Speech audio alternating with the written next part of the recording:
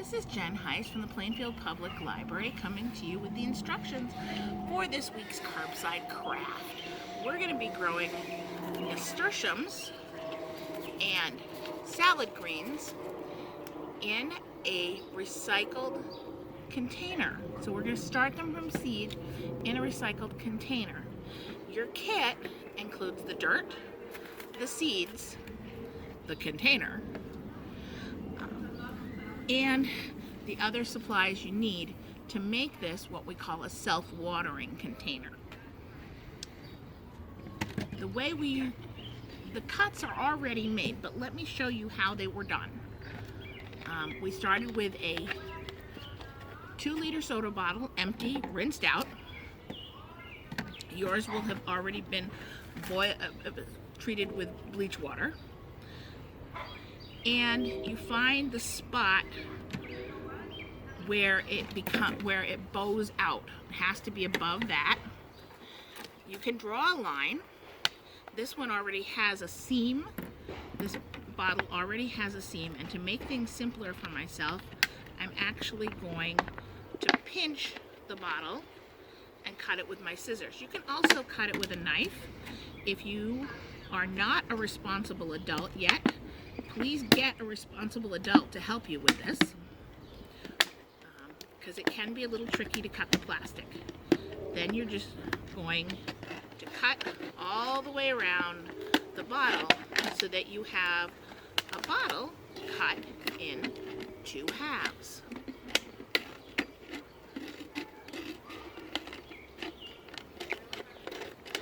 The top part, this part, is where we're going to put the dirt and the seed. This is where the reservoir of water is going to be to keep the dirt moist. In order to get the water from the reservoir into the dirt, we have to make a hole. Again, the hole will already be made in yours. You don't have to do it. So you don't have to do this thing with the scissors that I'm doing. Please, again, if you're not already a responsible adult, get a responsible adult to help you with this. Hole in the middle of the cap. We're going to use the hole to hold a wick. These wicks are made out of pieces of old t-shirt. If your family got into making masks during the pandemic, you may be aware that these pieces of old t-shirt can be used to make excellent mask straps as well. We take our container, we take the lid off the top. We're going to thread 1 or 2 pieces of our cotton through the hole in the lid. I think I'm just going to go with 1 on this one. It might take a minute. If you have to, you can twist that to help it go through better. Pull it through on the other end. Now you have a wick that is centered on the lid. Put the lid back on the top half of the bottle. At this point, you may want to decorate this with permanent markers or duct tape or anything that will help it keep the light out, because roots, especially nasturtium roots, don't really love light that much. When you put the wick in the top of the container, you want to make sure there's enough to sit in the water that you're going to put in the bottom part. You can decorate this top part with permanent markers. You can decorate it with duct tape, anything you want. The seeds will love it. We're then going to pour seed starting mixture, or potting soil, pardon my face, into the top of this container. Yours will be pre-measured into in a baggie. And then, before we do anything else, we need to start with this being moist. So we're going to add some water.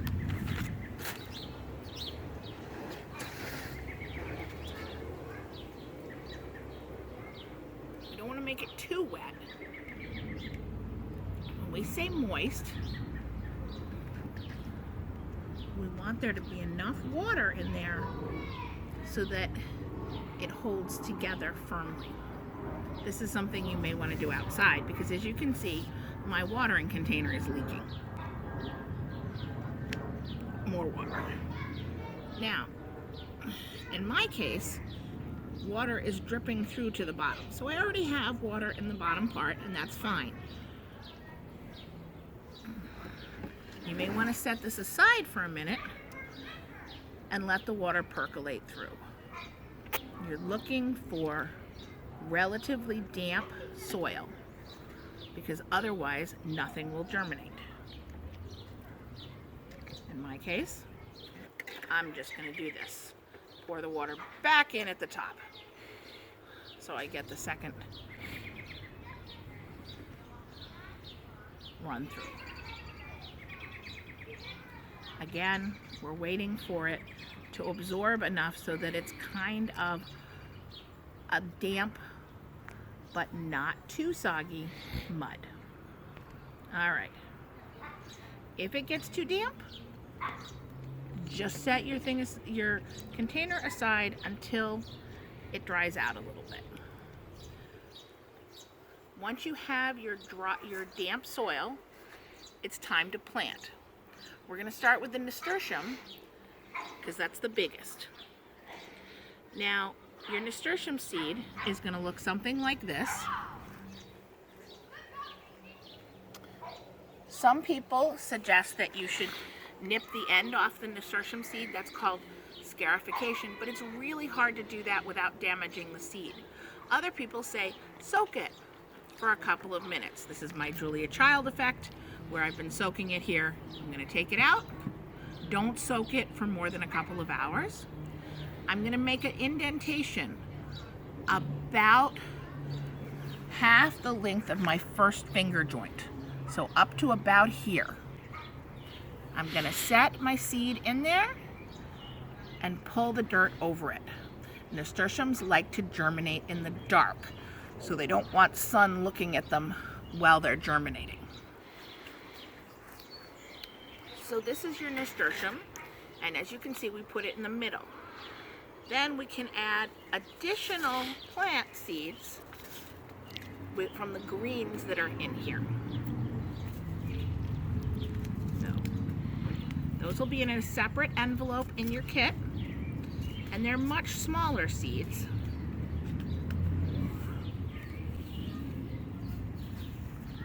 They look something like that. Now you'll notice that you had 2 nasturtium seeds. You could put both of them in at the same time and then just snip the one that was weaker, but I hate to do that. So I say save your nasturtium, your second one, in case this doesn't work out.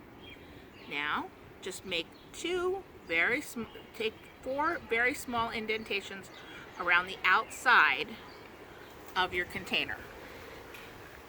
Put 1 or 2 lettuce seeds in each of them. As you can see, it's hard to tell when you've done it.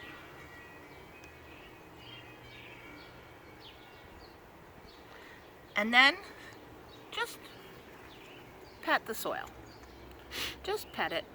You don't actually have to cover them. They don't care if they're in the dark. Both sets of seeds will germinate in about 2 weeks. They'll start out looking really puny. You'll see them pop up. Your nasturtium may actually still have, like this one, this commercial nasturtium actually has a piece of its seed still stuck to it. They won't look like this at first. As your lettuces get bigger, they're going to start to look like this. This is about the time that you want to start knipping them, cutting off the outside leaves so that you can eat them, like so.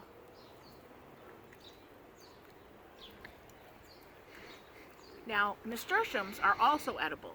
The leaves, the stems, even the flowers are edible. So when your nasturtium gets big enough and old enough that it has flowers, you can just pop those flowers off, or you can pop off the leaves and mix them in a salad that you got from your lettuces. Happy gardening!